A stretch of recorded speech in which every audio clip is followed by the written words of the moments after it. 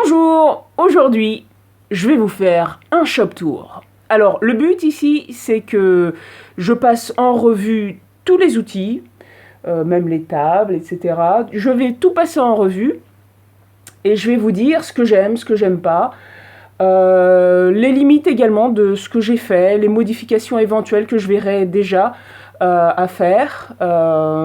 Et puis je vais le faire tout simplement dans l'ordre des choses. Je vais commencer par ma ponceuse calibreuse Jet. Ma ponceuse calibreuse Jet, que j'ai achetée en deuxième main. Alors, pour les achats en deuxième main, j'aimerais carrément faire une petite explication parce que faut vraiment s'en méfier. C'est pas mon premier achat en deuxième main.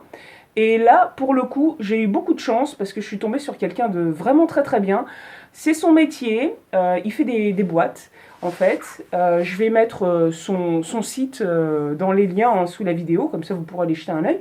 Il s'en est acheté une autre parce que là, en fait, on est limité à 7 cm et demi d'épaisseur. Je sais plus si c'est la hauteur en fait qui le gênait plus ou la largeur. C'est vrai que c'est assez court. Ça fait dans les 25, on peut poncer 25 cm. Ouais, pas tout à fait parce que si on peut retourner la pièce et du coup on double la surface. 50, c'est pas mal quand même, hein. Elle est bien. C'est un peu accessoire pour démarrer un atelier, ça c'est sûr. Mais alors, quel plaisir, par exemple, quand on a des planches de palette, ça c'est le premier bonheur que j'ai eu. C'est des planches qui valent rien. Mais alors quand on les ponce aussi bien, aussi parfaitement, on voit toute la beauté du bois et puis on n'a plus l'impression d'avoir affaire à des planches de palette, mais à de très très belles planches avec des couleurs très sympas et tout ça. Et les autres bois, c'est pareil. C'est vraiment très agréable de travailler avec, du coup, puisqu'on se retrouve avec des choses vraiment bien calibrées, bien droites.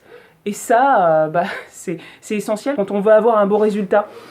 En parlant justement, enchaînement, de machines qui font la différence, ma raboteuse dégauchisseuse. À partir du jour où je l'ai achetée, là vraiment j'ai commencé à rentrer dans une autre catégorie.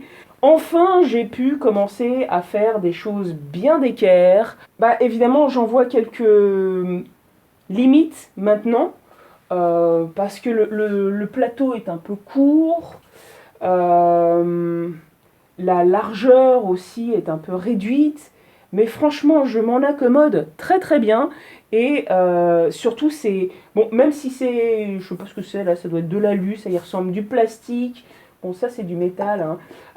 Mais franchement, c'est une bonne machine. Elle tient la route. Elle en a vu des vertes et des pas mûres avec moi.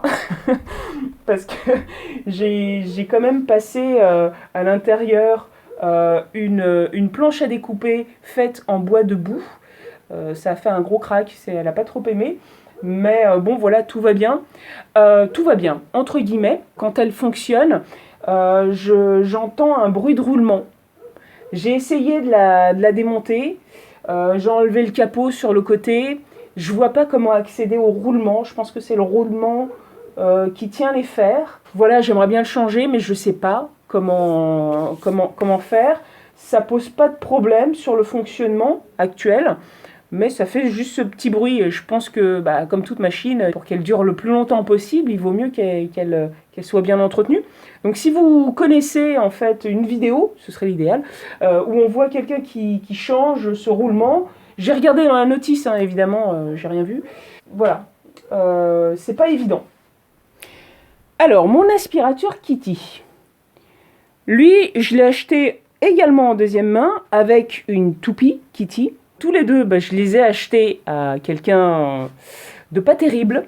Mais bon, c'est la vie. Je vais pas m'étendre parce que j'aime pas trop faire la morale. Posez des questions, essayez de jauger, prenez votre temps. Si vous avez l'impression d'être passé à côté d'une affaire, il vaut mieux ça que d'avoir mal acheté. Alors moi, je peux pas dire que j'ai mal acheté, j'ai juste acheté trop cher. Et puis pour ce qui concerne la toupie, je me suis rendu compte après coup, en regardant la notice, qu'il y a des chariots sur le côté. J'ai du coup des pièces en trop qui vont avec les chariots, mais les chariots sont pas là. le rail de coupe, enfin ouais c'est un rail de coupe, on dit ça aussi, il était super mal réglé parce qu'il était un peu abîmé, enfin pas vraiment abîmé, il manque juste une vis et ils ont bricolé un truc complètement bancal, donc j'ai rattrapé le coup, heureusement. Tout ça pour dire qu'en même temps, visez bien la marque Kitty, j'ai l'impression que c'est de bons produits quand même, qui tiennent la route. Alors peut-être pas les premiers prix, je sais pas, j'ai vu différentes choses sur le net.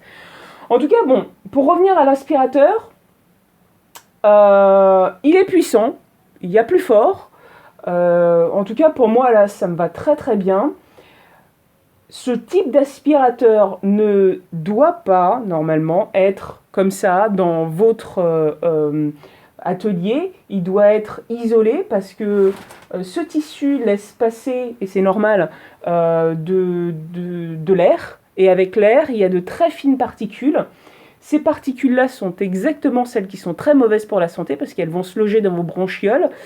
Et voilà, il y a des conséquences. D'ailleurs, c'est aussi cette poussière qui va être propice à créer l'ambiance idéale pour l'explosion dont je parlais sur la précédente vidéo. Et c'est pour ça que j'ai mis donc le fil de cuivre. Mais encore une fois, c'est la conjoncture. Vraiment, il faut qu'il y ait tous les éléments en présence et que ça arrive à un point très particulier. Et là, s'il y a une étincelle, ça peut exploser. Ici, c'est trop humide, donc il n'y a pas de raison que ça arrive, mais mieux vaut être plus prudent que nécessaire. Donc, mon aspirateur, il est très bien. Il me permet également de relier les machines entre elles. Il a beaucoup plus de force d'aspiration que le petit aspirateur. Enfin, je l'appelle petit, mais il est loin d'être petit. Hein. Tout simplement, déjà, le tuyau est largement plus gros, très bien adapté à la plupart de mes machines. L'autre est plus adapté aux machines portatives. Donc, vraiment, je trouve très bien d'en avoir deux. Pour l'instant, tout va bien, même si, c'est vrai, pour le réseau d'aspiration, je l'ai appris après coup, qu'il valait mieux mettre des angles de 45 degrés et pas 90 degrés pour que les copeaux passent mieux, pour qu'il n'y ait pas de perte d'aspiration à chaque angle. Mettre des Y et pas des T, comme je l'ai fait, donc, parce qu'un T ça fait 90 degrés. Voilà, mais c'est pas grave, hein, c'est bien de faire les choses, de voir les limites, et puis c'est le but de cette chaîne aussi, je vous dis ce qui est à rectifier et ce qui est bien. Alors la suivante, c'est ma perceuse à colonne et le meuble. Bon, à côté il y a mon compresseur, mais je ne vais pas vous parler spécialement de mon compresseur. Sauf que je l'ai acheté exprès plus petit que le précédent, parce que ça pèse une tonne. Et je m'en sers en dehors de mon atelier également. Donc pour le sortir par les escaliers, je me fais mal au dos. Donc la seule chose, c'est qu'il se déclenche un petit peu plus souvent que le précédent. Mais franchement, c'est pas très grave. Revenons à la perceuse à colonne. À un moment, je me suis rendu compte qu'elle avait plus du tout de couple. Dès que je perçais quelque chose, ça s'arrêtait. Et heureusement, je me suis rendu compte que finalement, c'était à l'intérieur une courroie. La courroie avait sauté. Je crois qu'il y a plusieurs vitesses. Et justement, c'est pour changer de vitesse, il faut changer la position de la courroie. J'ai l'impression qu'en fait, si on change la position de la courroie, on perd complètement le couple. Mais de toute façon, c'est pas grave. Moi, je la laisse toujours sur une vitesse. Bon, voilà, c'est un outil qui est intéressant à avoir, pas indispensable. Mais quand même, c'est plus sympa, même pour la force en fait qu'on peut exercer pour faire des trous sur le métal, en l'occurrence. Ça fait une belle différence. Moi, je trouve qu'elle va très bien. Je sais plus combien je l'ai payé, mais pas très cher. Et j'en ai pas encore vu réellement les limites pour l'instant. Alors, j'ai eu des remarques par rapport au meuble qui est un peu étroit, peut-être qu'elle était pas très stable.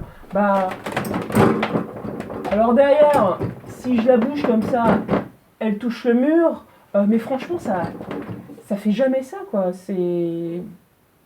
Bon, pour rassurer tout le monde, je vais la fixer au sol.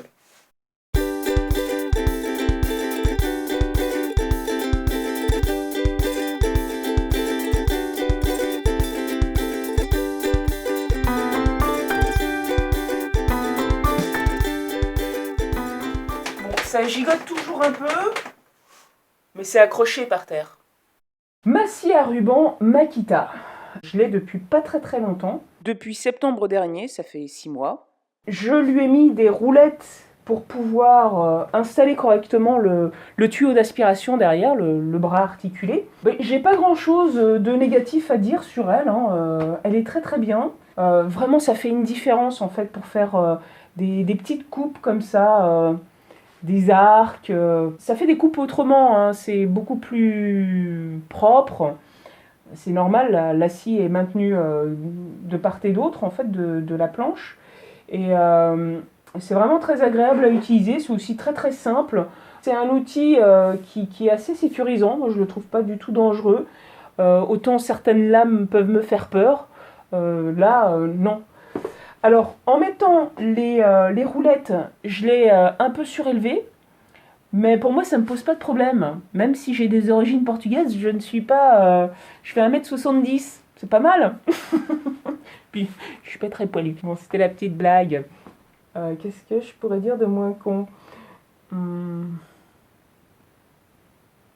Ah oui, voilà, j'ai fait cet outil, il a du bois dessus, pour découper des bûches. Le truc, c'est que ça marche super bien. J'ai l'impression que la lame, elle doit vraiment être super bien aiguisée. Parce que quand j'ai commencé à découper, j'ai fait une planche à découper en bois debout. Arrivé à un moment, la lame s'est mise à se vriller et je ne pouvais plus du tout couper droit. Donc j'ai pas insisté parce que j'avais pas envie de casser la lame. Je me demande si ce type de lame peut être aiguisé ou pas. C'est les lames standards de la marque. Peut-être que c'est le seul point négatif. Si les lames sont pas aiguisables, ça veut dire que très rapidement, elles sont jetables. C'est dommage. Si vous avez des infos à ce sujet, tenez-moi au courant. Alors depuis que j'ai installé le tuyau d'aspiration derrière, bon, j'ai vu que si la planche est un peu grande, ça vient taper dessus. Donc je suis quand même obligée de la tirer. À part ça, je me sers rarement de cette scie pour couper de grosses longueurs. En même temps, ça fait pas longtemps que je l'ai. Alors une chose, c'est que voilà, je lui ai fait une petite étagère. Comme ça, je peux ranger l'oreille de coupe, dont je me sers pas vraiment beaucoup. Et puis ça pour découper des ongles. C'est pratique, parce que sinon on ne sait pas où ranger tout ça. Voilà la fameuse Toupee Kitty. Bon, alors je vais pas vraiment beaucoup pouvoir vous en parler parce que je m'en sers pour l'instant assez peu. Ça fait Non, ça fait 1 an que je l'ai facilement. Je l'ai acheté parce que je me suis pas fait encore pour l'instant de table pour mettre ma défonceuse à l'envers. Donc je pensais que j'allais m'en servir plus que ça. Rien n'est jamais définitif et ça je l'ai déjà expérimenté. C'est pas parce que je m'en suis pas trop servi jusqu'à aujourd'hui que je vais pas commencer à m'en servir un peu plus. Il faut juste que j'ai les projets qui vont avec. Quand je commencerai à vouloir faire des tenons, par exemple, en série, entre guillemets, je vais certainement avoir envie de m'en servir. Des moulures peut-être. Il faut avoir les fers qui vont avec. J'en ai un. Je suis pas super fan de cette forme, elle est très classique. Enfin, j'en ai un, ça va par paire, donc j'en ai 2. Et j'ai des idées de projets qui pourraient me donner envie et le besoin de m'en servir un peu plus, donc ce serait pas mal. Et voilà, je ne sais pas quand je vais les commencer. Attendez, avant d'aller à la prochaine machine, je peux vous parler de mon tout petit établi, qui n'est pas vraiment un établi, mais plutôt une table. Alors voilà, l'intérêt c'est que je vais pouvoir la pousser.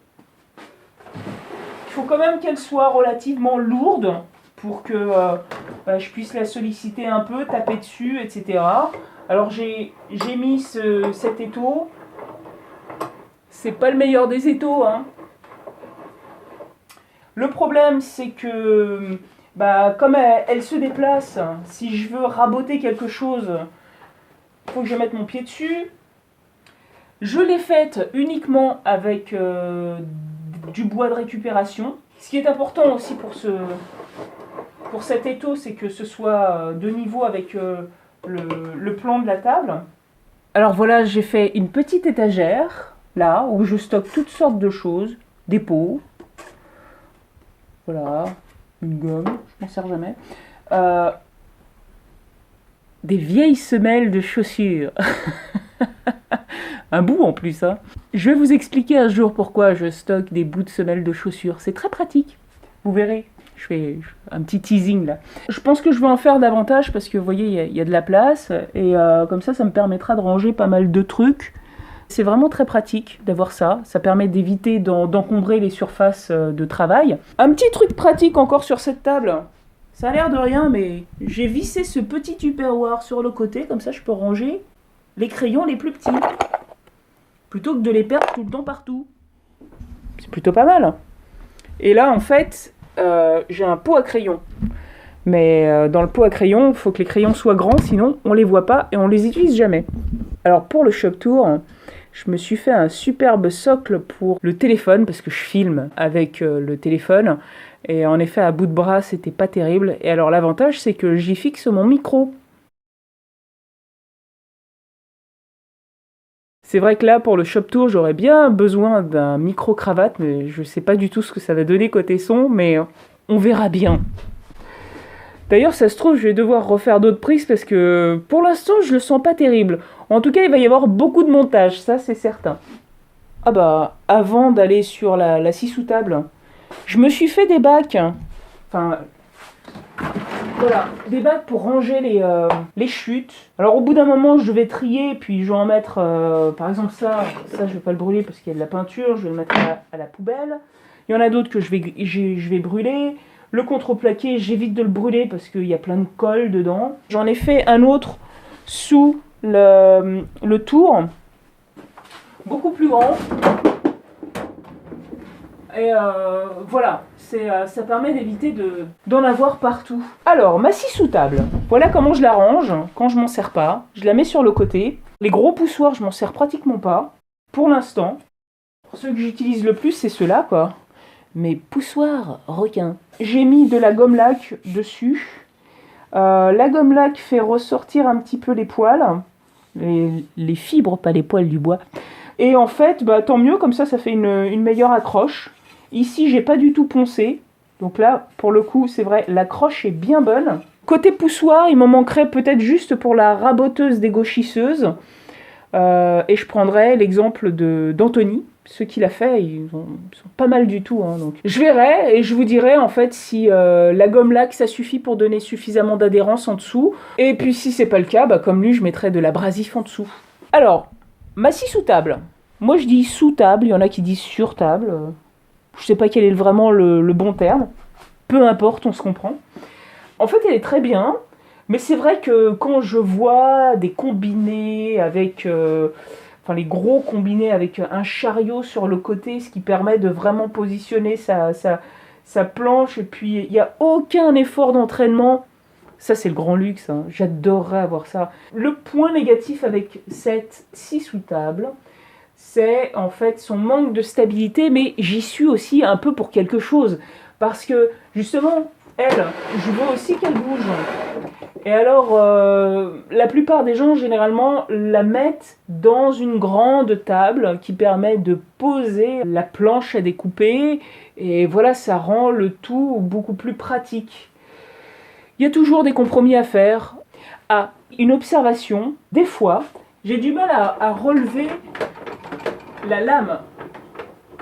C'est arrivé il n'y a pas très longtemps. J'avais vraiment du mal à la ressortir, mais même des fois carrément dès le départ, quoi. Elle était rabaissée au maximum. J'étais en train de faire des rainures. Et pour la remonter, c'était vraiment extrêmement difficile. Pourtant, j'avais déjà dépoussiéré la tige filetée qui fait remonter ça, les engrenages et tout ça. Ça coinçait, ça marchait pas. Et en fait, bah, il faut quand même comme tous les outils, il faut leur faire des nettoyages périodiques, enfin régulier si vous vous en servez pas mal. C'est-à-dire que je l'ai retournée. Et en la retournant, la poussière s'est dégagée d'elle-même. En fait, je soupçonne qu'elle se coinçait là, entre la lame et le moteur qui se situe ici. Il y a une membrane pour éviter certainement que la poussière se loge là, mais elle rentre quand même, évidemment. Et donc voilà, le fait de retourner, ça débloque pas mal. Alors en résumé, voilà, un bon nettoyage de temps en temps, ça fait beaucoup de bien à la machine. Et puis aussi, avoir des lames bien aiguisées, c'est pas mal. J'ai essayé de voir s'il n'y avait pas des moyens pour que je puisse le faire moi-même. J'ai tendance à vouloir le faire par quelqu'un pour que ce soit bien fait dans le bon angle et bien fait correctement, sans trop manger de matière en fait. Quand j'aurai une lame qui commencera à être vieille, je pense que je vais m'amuser à essayer de l'aiguiser moi-même pour voir ce que ça donne et voir si finalement je peux pas le faire moi-même. Mais là pour l'instant, franchement, ça m'embêterait de le faire et de me rendre compte que bah, ma lame, je l'ai abîmée et j'ai plus qu'à l'acheter, ou alors elle coupe moins bien, ou alors pire encore, elle devient dangereuse parce que voilà, et peut-être qu'elle pourrait vibrer, ou enfin voilà, j'aime pas trop jouer justement avec ce genre de lame. Les lames des scies circulaires, moi ça me fait peur. Mais c'est peut-être juste personnel. Une dernière chose avec la scie sous table, je ne me sers pas de ça. Et on m'en a fait la remarque déjà à plusieurs reprises. Cela dit, je compte mettre un Y sur mon aspirateur Makita, ce qui va me permettre en fait de relier ça et l'aspiration basse. Maintenant, c'est elle qui fait le plus de copeaux dans mon atelier depuis que j'ai fait le coffrage sur la scie en onglet. Bon voilà, en mettant ce carter en haut, le problème sera réglé et en plus ce sera certainement plus sécure. Je vais m'arrêter ici aujourd'hui parce que la vidéo est déjà assez longue. Cela dit, j'ai déjà tout enregistré. Je pourrais le réenregistrer parce que je fais beaucoup de etc. Je m'en excuse d'ailleurs. C'est pas évident hein, de parler à la caméra comme ça pendant aussi longtemps en plus. Moi je perds mes mots, mais bon voilà, c'est un exercice en soi. Avec le temps, j'imagine que ça ira mieux. Mais là, je débute. Donc je m'arrête là. J'ai le tout déjà enregistré, je suis en train de le monter et je posterai tout ça dès que possible. J'attendrai pas la semaine prochaine, promis. À bientôt!